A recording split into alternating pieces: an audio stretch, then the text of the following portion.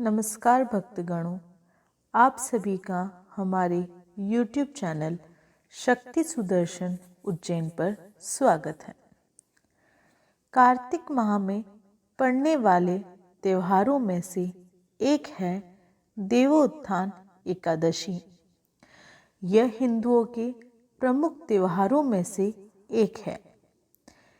कार्तिक माह के शुक्ल पक्ष की एकादशी को देवउठनी, देवोत्थान या प्रबोधनी एकादशी कहा जाता है। इस साल यह 23 नवंबर को मनाई जाएगी। यह एकादशी दीपावली के बाद आती है। इस दिन तुलसी विवाह भी कराते हैं। तो आज के इस वीडियो में इस साल 2023 में देवउठनी एकादशी कब है, देवउठनी एकादशी का क्या महत्व है, जानेंगे शुभ मुहूर्त, पूजा विधि व व्रत के नियम के बारे में। व साथ ही कथा का भी श्रवण करेंगे। लेकिन वीडियो शुरू करने से पहले आपसे अनुरोध है कि अभी तक आपने हमारे इस चैनल को सब्सक्राइब नहीं किया है तो चैनल को सब्सक्राइब ज़रूर करें और बेल आइकन को दबाएं ताकि आने वाली नई वीडियोस की नोटिफिकेशन आपको मिलती रहे। चलिए वीडियो शुरू करते हैं। धार्मिक मान्यता है कि आषाढ़ शुक्ल पक्ष की एकादशी के दिन देव विश्राम करने चले जाते हैं और फिर कार्तिक शुक्ल पक्ष की एकादशी यानी प्रबोधनी एकादशी के दिन ही उठते हैं। इसीलिए इसे देवोत्थान एकादशी या देवउठनी 11 के नाम से भी जाना जाता है। ऐसी भी धार्मिक मान्यता है कि देवउठनी एकादशी के दिन ही भगवान विष्णु क्षीर सागर में 4 माह की निद्रा से जागते हैं। इसी कारण भगवान विष्णु के शयन काल की अवधि में 4 महीनों तक विवाह, गृह प्रवेश आदि संबंधित मांगलिक कार्य नहीं किए जाते हैं। यही वजह है कि देवोत्थान एकादशी के दिन भगवान विष्णु के जागने के बाद शुभ तथा मांगलिक कार्य शुरू होते हैं। पौराणिक मान्यताओं के अनुसार इस दिन तुलसी विवाह कराना बहुत ही शुभ होता है और जगह जगह तुलसी विवाह का आयोजन भी किया जाता है। कहते हैं कि इस दिन भगवान विष्णु समेत सभी देवताओं की पूजा आराधना की जाती है। साथ ही व्रत भी रखा जाता है। देवशयनी एकादशी की तिथि से भगवान विष्णु 4 माह की निद्रा में चले जाते हैं और इस दौरान सभी शुभ मांगलिक कार्य नहीं किए जाते हैं। फिर देवउठनी एकादशी के बाद फिर से आरंभ हो जाते हैं।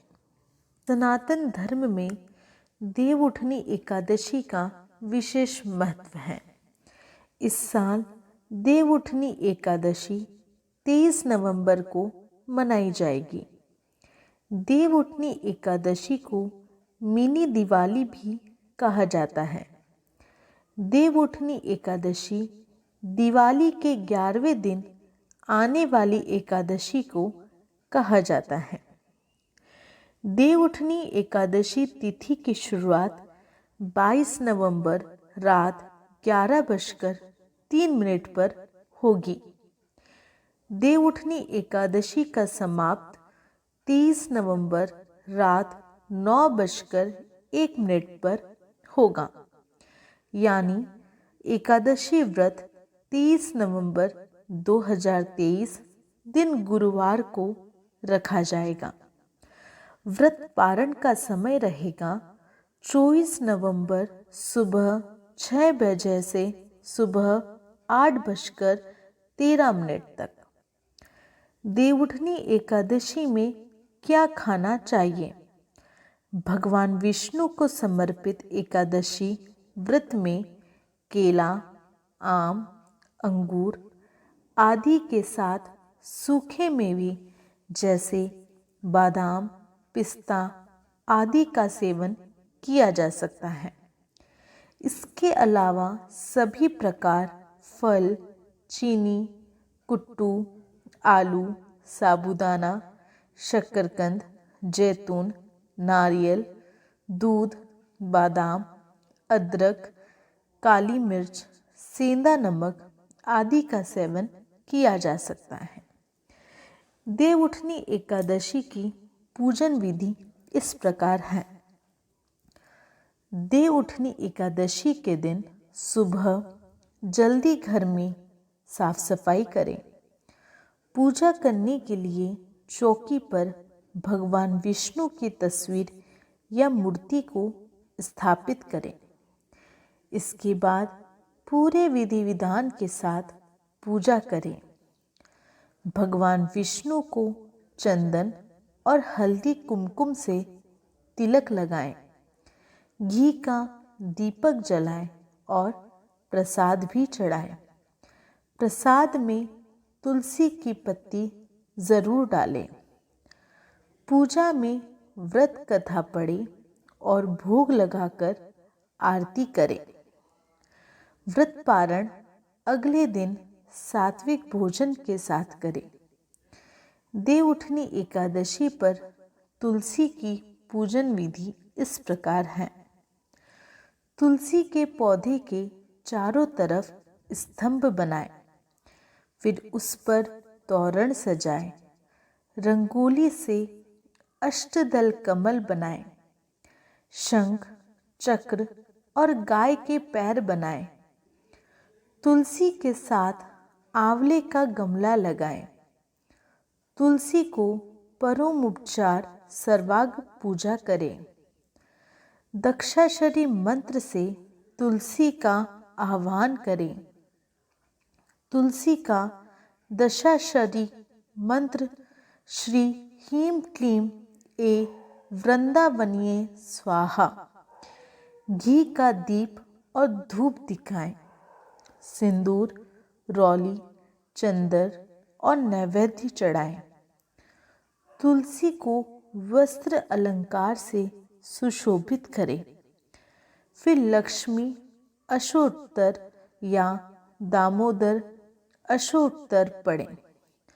तुलसी के चारों ओर दीपदान करें।